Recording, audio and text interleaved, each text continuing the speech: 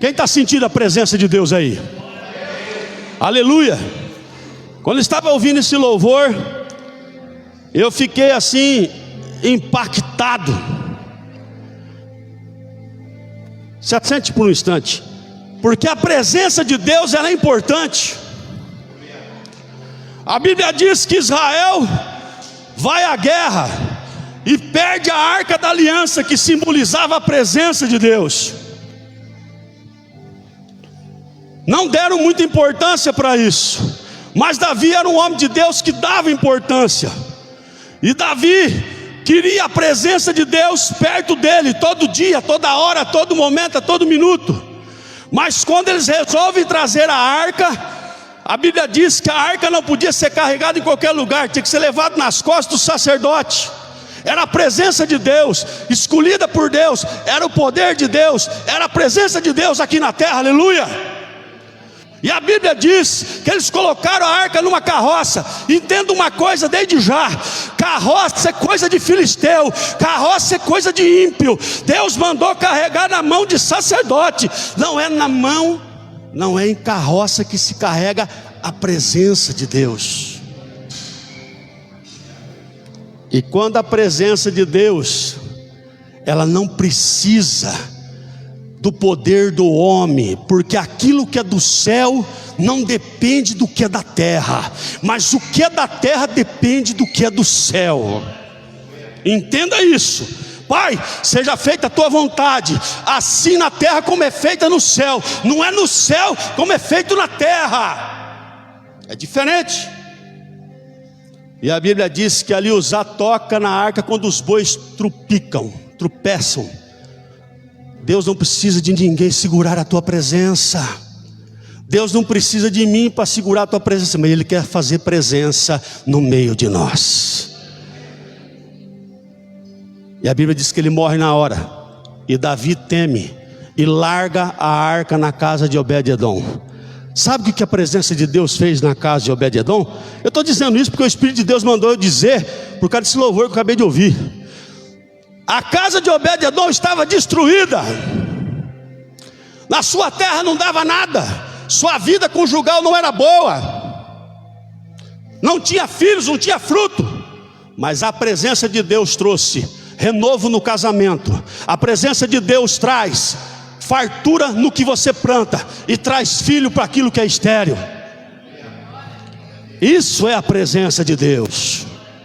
Entenda que sem a presença de Deus eu não posso pregar a palavra. É a presença de Deus. Abra a tua Bíblia comigo, livro de Tiago, aleluia, capítulo número 2, versículo de número 14 em diante. E a presença de Deus que tem que estar aqui. É a presença de Deus que tem que falar conosco.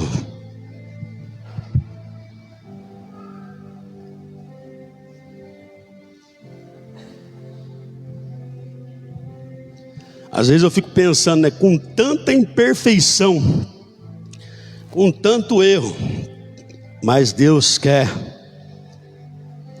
que a presença dele seja valorizada por nós. Deus quer estar presente. Imagine eu, missionário Galdino, eles quiseram olhar para dentro da arca. A presença de Deus não é para curioso.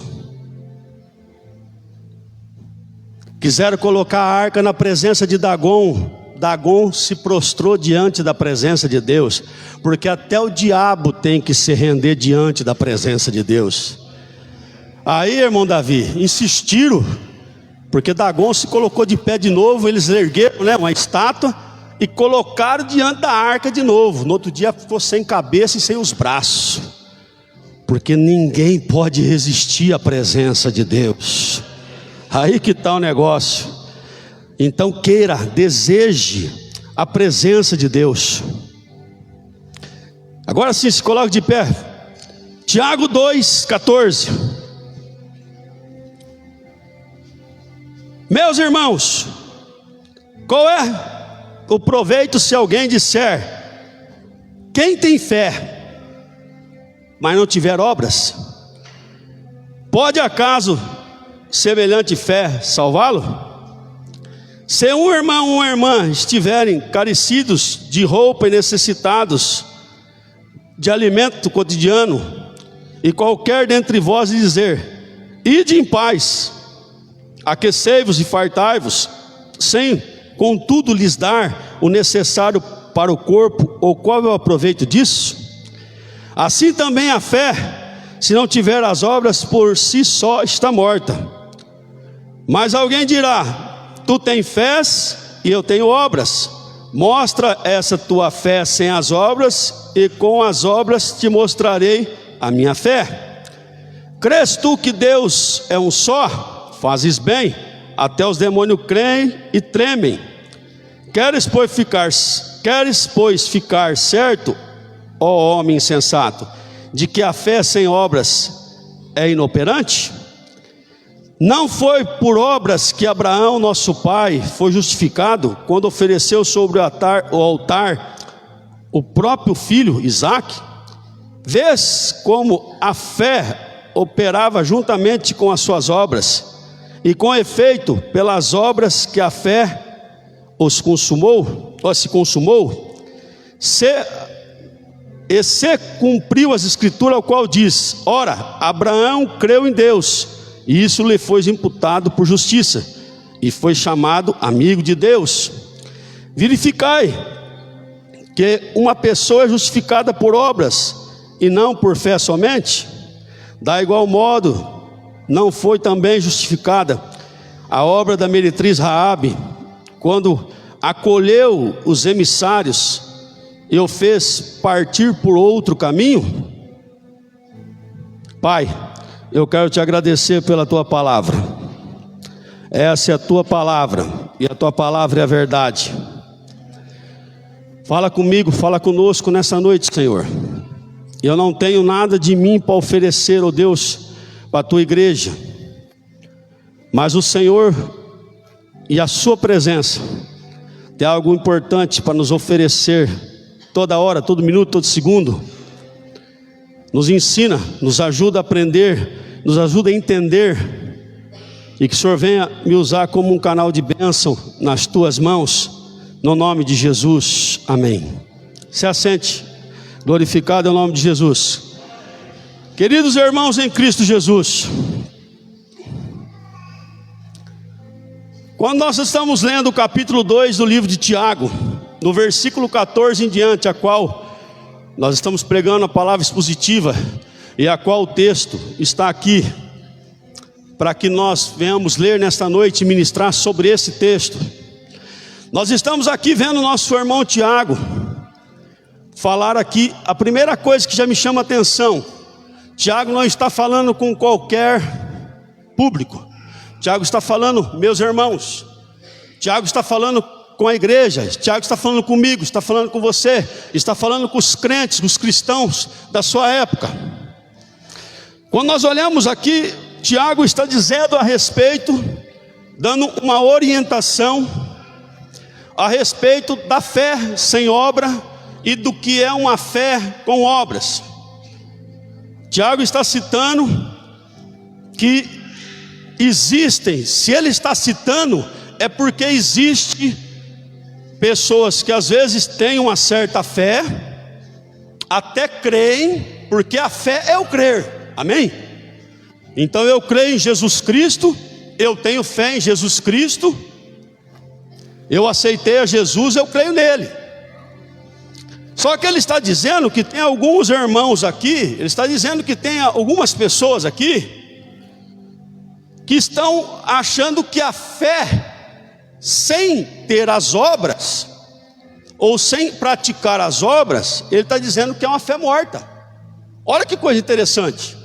E está dizendo aqui que tem que ter fé, mas que tem que existir a obra. E nós temos que, desde já que Deus tocou meu coração, temos que entender uma coisa: Tiago não está contradizendo o que Paulo diz em Efésios 2, 8 e 9. Aliás, 2, 8 e 9 também, isso.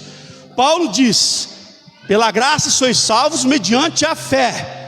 Paulo está dizendo lá, não de obras. Quando Paulo está dizendo que é mediante a fé, Paulo está dizendo o seguinte: você pode crer em Jesus Cristo, mas entenda uma coisa, as obras não é o que te salva. Quando Tiago está dizendo aqui, ele está dizendo: você tem fé? Tenho. Ele está dizendo o seguinte: então você é salvo pela sua fé, mas quem crê em Jesus Cristo faz as obras que Jesus está fazendo ou que Jesus já fez. É diferente. Uma está completando a outra. Numa, Paulo está dando esclarecimento que se eu fizer as obras, se eu fizer caridade, se eu ser bonzinho, se eu procurar errar o menos possível, então eu estou salvo? Errado. Primeiro eu tenho que ter fé. Primeiro eu tenho que crer o quê? A única coisa que pode me salvar se chama o nome do Senhor Jesus Cristo de Nazaré. É o único que pode me levar para o céu, que pode me salvar. Mas o que Tiago está dizendo? Mas se você crê no Senhor Jesus Cristo, você faz ou você procura fazer as obras. Então, quando eu fizer alguma coisa, eu não vou pensar no que Paulo diz: opa, eu fiz isso, me ajudou a ser salvo. Não, primeiro vem a fé. Mas quando eu olho para Tiago, eu vou dizer: não, peraí, mas Tiago está me aconselhando que aquele que tem fé observa a sua volta e pratica aquilo que Jesus pratica. Amém? A igreja está entendendo? Diga amém. As obras não salvam ninguém, irmãos, mas a fé sem as obras, ela é morta. Tiago está dizendo. Paulo está dizendo: não confie só nas obras para a sua salvação. E Tiago está dizendo: se você crer, faça as obras. E é interessante que eu quero aqui deixar, assim, tentar aquilo que Deus colocou no meu coração, passar para os irmãos. O que é essa fé que Tiago, que nós vamos falar das duas. O que Tiago está dizendo dessa fé e as obras? Aqui ele cita ainda dois textos aqui, nós não vamos abrir nele, mas ele fala a respeito de Abraão e ele fala a respeito de Raabe.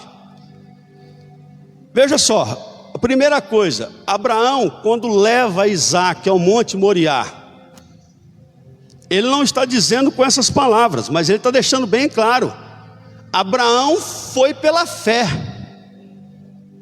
Já ouvi pregadores até conjecturar, não é o texto, veja bem, não é o texto que está dizendo, mas eu já vi até pregadores conjecturar no sentido que Abraão tinha uma fé tão grande em Deus, que mesmo ele matando Isaque, Deus iria ressuscitar Isaque, porque ele é o filho da promessa, e o filho da promessa não poderia morrer. Eu já vi pregadores conjecturar isso, mas nós não vamos entrar nesse detalhe. Mas Abraão acorda, diz que de manhã pega os empregados, pega a lenha, pega o cutelo, e ele vai de encontro ao Monte Moriá, obedecendo o quê? A Deus. Mas por que ele vai? Pela fé. E ele oferece o quê? Um sacrifício, mas não é um sacrifício qualquer, é o próprio filho, é o único filho. Se isso não for chamado de uma fé com obras, depois nós vamos trazer ela um pouco para os nossos dias também. Raabe também não foi diferente. Raabe creu. Por que uma mulher iria esconder os espias ali, esconder as pessoas que estavam espiando a terra, para poder depois tomar a cidade e conquistar o seu próprio povo? Será que essa mulher aí, ou estou eu conjecturando, será que essa mulher já não tinha ouvido falar do Deus Todo-Poderoso de Israel, do Senhor dos Senhores, Rei dos Reis, e sabia que aquilo ali ia ser entregue na mão do povo de Deus, e que o povo de Deus ia conquistar, porque era Deus que ia entregar na mão deles, e ela creu, e ela acreditou que isso iria acontecer de uma maneira ou de outra. E pela fé, ela tanto escondeu os espias, como ajudou eles a ir embora por um outro caminho. Atitudes. Porque o que acontece? Se nós trazermos, para meditarmos rapidamente, quero ser bem objetivo nessa mensagem que Deus colocou no meu coração. Eu creio em Jesus Cristo. Eu aceitei a Jesus. Eu tenho fé. Mas o próprio texto está dizendo também, mas eu vejo o meu irmão passar por uma dificuldade, vejo o meu irmão passar por uma necessidade, mas o que eu posso fazer para ele, pastor? Só posso orar e despedir ele. O texto está dizendo isso. Mas eu não posso fazer nada por ele? Eu não posso ajudar ele de alguma forma? Eu não posso cooperar com alguma coisa? Se ele está com fome, não tem como eu ajudar ele pelo menos se alimentar naquele momento? Essa semana aconteceu um negócio interessante comigo. Eu nem sabia que hoje eu ia estar trazendo a mensagem, mas o Galdino me convidou. Obrigado por eu estar podendo trazer mais uma palavra de Deus, a presença, tanto para mim como para a igreja. E eu estava com... É coisa simples, irmão. Às vezes para nós é uma coisa tão simples. Eu estava com 3 marmitas dentro do meu caminhonete, indo para a propriedade. E quando eu passei debaixo de um pontilhão para chegar na minha propriedade, tinha um mendigo parado debaixo do pontilhão. E Deus falou para mim assim: dá só marmita para ele. Simples, uma coisa tão simples, né? Às vezes parece que não. Eu já tinha passado, eu já tinha andado já uns 50, 100 metros, já tinha passado por ele, já estava indo embora. E eu voltei e eu perguntei para ele assim: o senhor almoçou hoje? Ele pegou e falou para mim assim, ele falou: o pessoal aí da usina me deu uma marmita para mim. Falei: ah, tá. Mas Deus mandou eu dar uma marmita para o senhor, então para o senhor jantar, então. Pode ficar com a marmita, que a marmita vai ficar aí. O senhor já comeu? Então, já comi. E ele pegou e falou para mim assim: em o nome de Jesus, que o Senhor Jesus te abençoe. Você vê como é que é interessante? Até os mendigos conhecem Jesus.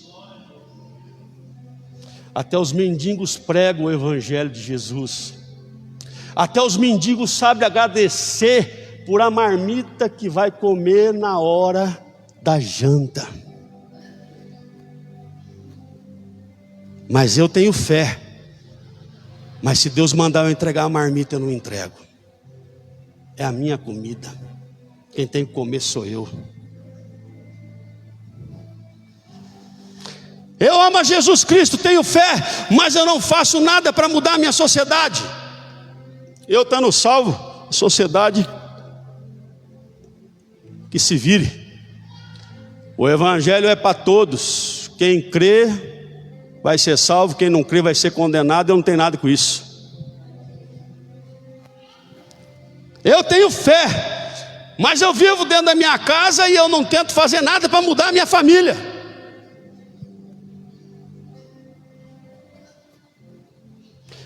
Eu trabalho num ambiente muito bom, pastor César. Ganho muito bem. Mas eu não quero saber, eu não faço nada para mudar esse ambiente. Mas eu sou cheio de fé. Tenho uma fé que o senhor nem imagina. Eu creio em Jesus Cristo. O irmão está sofrendo do lado, está dizendo que a vida dele está tudo enrolado. Eu vou orar para ele lá em casa. Está passando necessidade. Não, mas eu só tenho um pacote de arroz lá em casa, nem um prato de comida eu vou dar para ele não. Mas eu sou cheio de fé. Tem uma fé que é um negócio.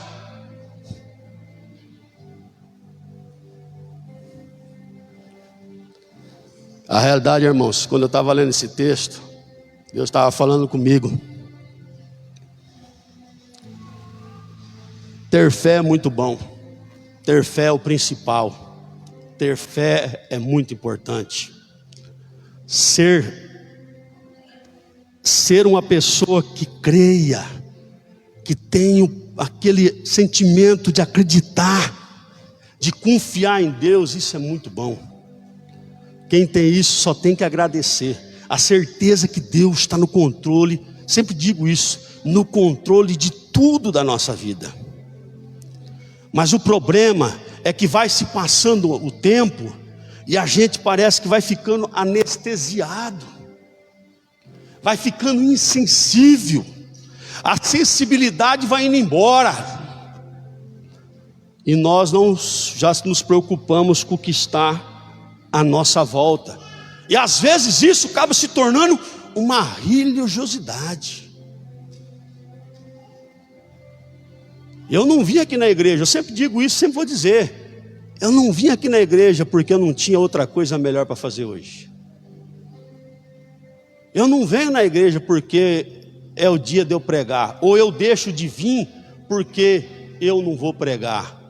Porque daí tem um porém. Uma vez eu falei assim: grande campanha pela vida. Aí os irmãos falaram: ô pastor, o que o senhor vai fazer? Grande campanha pela vida, cada um cuida da sua. Porque se o irmão orar pelo que faltou, ou ligar para ele perguntou porque ele faltou, é a obra que Jesus está querendo que ele faça. E se aquele que está aqui dentro, eu tenho que erguer a mão para o céu e dizer: obrigado, Senhor Jesus, por vocês que estão aqui dentro. Mas às vezes nós é melhor criticar, às vezes é melhor falar, mas nós não perguntamos para ninguém. Por que será que o irmão faltou hoje? Por que será que o irmão não veio hoje? Será que o que aconteceu? Tiago está dando um alerta. Ele está falando: se você crê em Jesus Cristo, você tem que fazer as obras que Jesus fazia. Se você tem fé em Jesus Cristo, você tem que orar ao Espírito Santo para ter sensibilidade de enxergar à tua volta o que está acontecendo. Você tem que ter a sensibilidade de ver aonde existe uma necessidade, porque senão nós nos tornamos, agora é forte, nós nos tornamos aqueles que têm fé e somos comparados, sabe por quê? E eu estou pregando a Bíblia, hein? Está no texto. Tiago está dizendo assim: até os demônios creem, estremece e não obedece. É forte. Quando eu estava lendo isso, eu falei: Senhor, é forte. Os demônios sabem que Jesus é Jesus, os demônios sabem que Deus é Deus, os demônios sabem que Ele é o Senhor dos senhores e Rei dos reis. Só que os demônios não fazem nada para ajudar ninguém. Pelo contrário, eles fazem para atrapalhar. Tiago está dizendo, está no texto. Mas o que eu e você estamos fazendo? O que eu e você estamos buscando fazer? O que eu e você precisamos fazer? O que nós temos que fazer para a nossa fé não ser chamada de uma fé morta? Eu não quero ter uma fé morta. Diga para o seu irmão que está do lado: irmão, eu não quero ter uma fé morta. Eu não quero ter uma fé morta. Quando nós olhamos no livro de Gálatas, capítulo 5, ali traz os frutos do Espírito e traz as obras da carne. Quando nós olhamos para as obras da carne, ali fala de intrigas, de ciúmes, porfia, bebedice, glutonaria, inimizade. As obras da carne nos levam a ter uma fé sem obras, mas o fruto do Espírito nos leva a ter uma fé com obras: amor, benignidade, bondade, mansidão, domínio próprio. Quem ama não fere o próximo, porque a questão é o quê? Tiago está dizendo que tem o nosso próximo. E aí eu pergunto para você, quem que é o nosso próximo? Ah, pastor César, o meu próximo é meu filho, minha esposa, o meu próximo é minha família. O teu próximo é qualquer um que estiver sobre a face da terra. Pastor, prova isso para mim? Tá. Mateus capítulo de número 25, Jesus está dizendo assim: eu vou apartar as ovelhas. E ele diz assim: ó, você tive sede, me deste de beber. Tive fome, me deste de comer. Tive nu e você me vestiste. Tive doente e você me visitaste. Tive preso e foste me ver. Senhor, mas quando que eu não fiz isso que o Senhor está dizendo aí para mim ser separado daqueles que vão? Está falando para crente, está falando para a igreja, não é para ímpio. Por que o Senhor está fazendo essa separação? Ah, tá, então eu vou te explicar. Todas as vezes que você deixaste de fazer para um dos meus pequenos, Jesus está dizendo, para cada uma das pessoas que passou pela tua vida, a tua volta. E Ele está dizendo assim: vocês merecem porque vocês fizeram para os meus pequenininhos, para todos. Ele não está dizendo quando você fez para a sua família ou quando deixou de fazer para a sua família. Ele diz para os pequeninos. Sabe o que é isso? Para todos. Se você deixou de dar um copo d'água para alguém, não importa se era da tua família, se não era. Se deixou de visitar alguém, a coisa vai apertando. E quando eu estava lendo, meditando e Deus falando, você não pensa que apertou do meu lado, apertou bastante. E eu gosto disso, porque a palavra é o que limpa, a palavra é o que transforma, a palavra é o que muda, a palavra é o que vai no profundo, a palavra é a que transforma vidas. E eu disse: Senhor, eu não quero ter uma fé morta. Essa fé que eu creio no Senhor, ela tem que ser uma fé viva. Ela tem que ser uma fé com obras. As obras dentro da família, buscar a Deus pela sua família, fazer de tudo para que a sua família e a minha, não é só a sua, se converta ao Evangelho e conheça o Senhor Jesus Cristo. Amor. Na sociedade, ser uma pessoa sociável de uma maneira que não venha trazer problemas e mau testemunho para ninguém. Dentro da igreja, tudo aquilo que você puder fazer e você não está fazendo.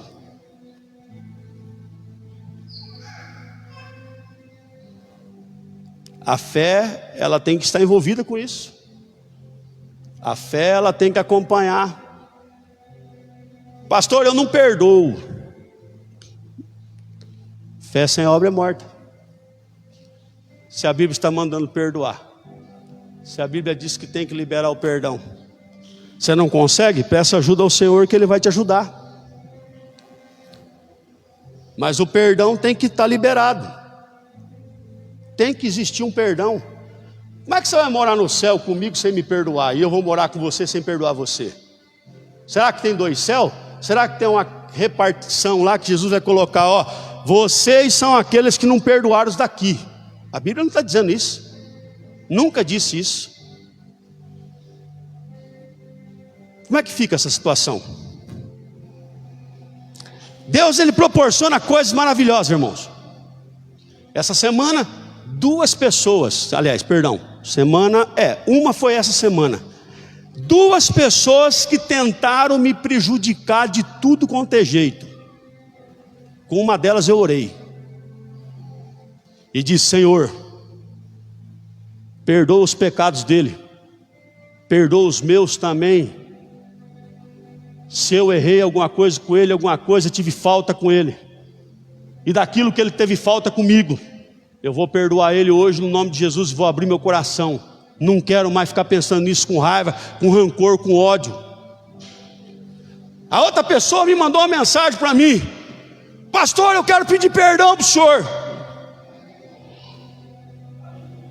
Eu disse: eu vou te perdoar, mas eu quero conversar com você pessoalmente, olhando olho no olho.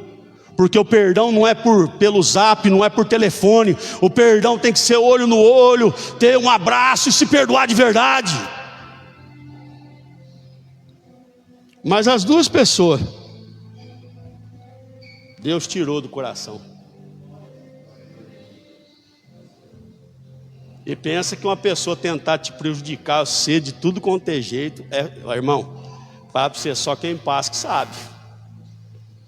É um estreito, mas isso aqui vai ser um testemunho que eu vou contar aqui na frente, não vai demorar muito tempo não. Eu vou pedir uma quarta-feira, a hora que Deus vai concretizar tudo certinho. Quando concretizar, eu vou conversar com o pastor Celso e eu vou dar o testemunho aqui na frente, só que o testemunho vai ser o culto inteiro. Porque eu não consigo dar o testemunho com 10, com 15, 20 minutos. Precisa no mínimo meia hora, 1 hora de testemunho. E aí eu vou contar para vocês como é que uma pessoa tenta prejudicar a outra e Deus honra. Porque Deus honra os seus.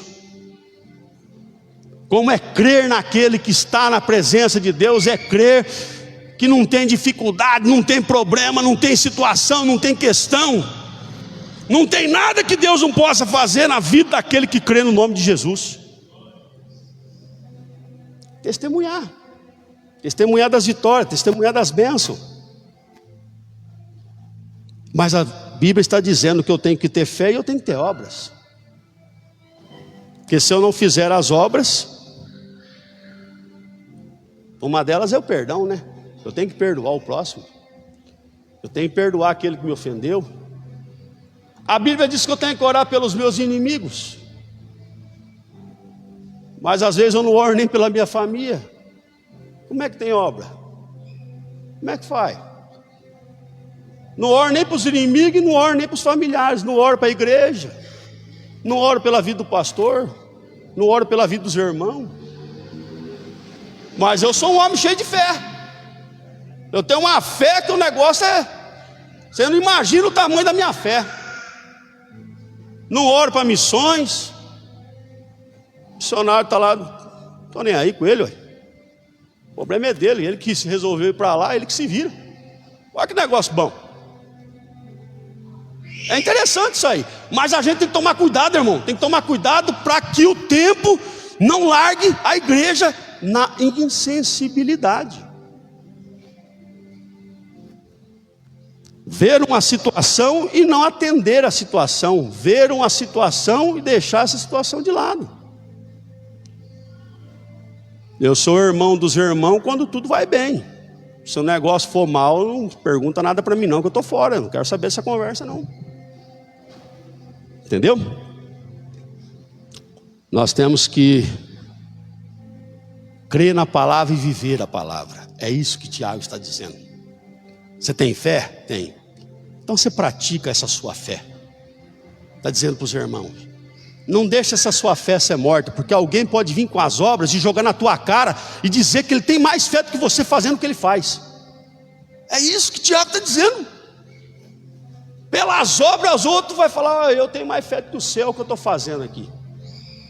E nós sabemos que aí nós vamos voltar no apóstolo Paulo, no capítulo 2, versículo 8 de Efésios. Não é pelas obras. Não é pelas obras. Mas Tiago está dizendo: pratique as obras, sem pensar nelas como salvação. Você é salvo pela fé, mas se você ama Jesus, você faz as obras. Se coloque de pé.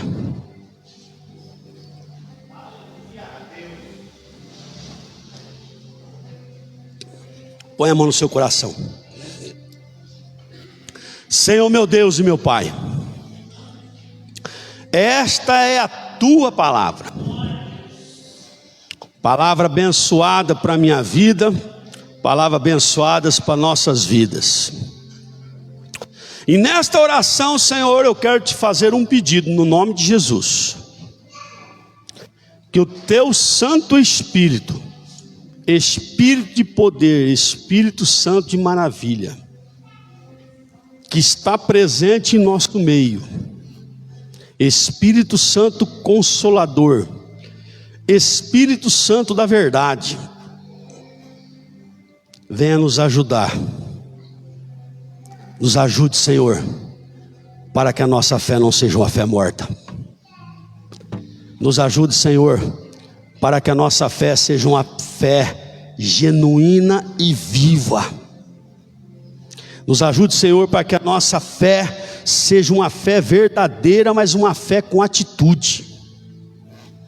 Nos ajuda, Senhor, a meditar, ó Deus, em tudo que nós fazemos, nas áreas que nós estamos trabalhando, nas áreas que nós estamos envolvidos, para que nós possamos, ó Deus, dizer que nós temos fé, mas que por amor ao Senhor, que por amor à tua palavra, que por amor ao teu nome, Jesus,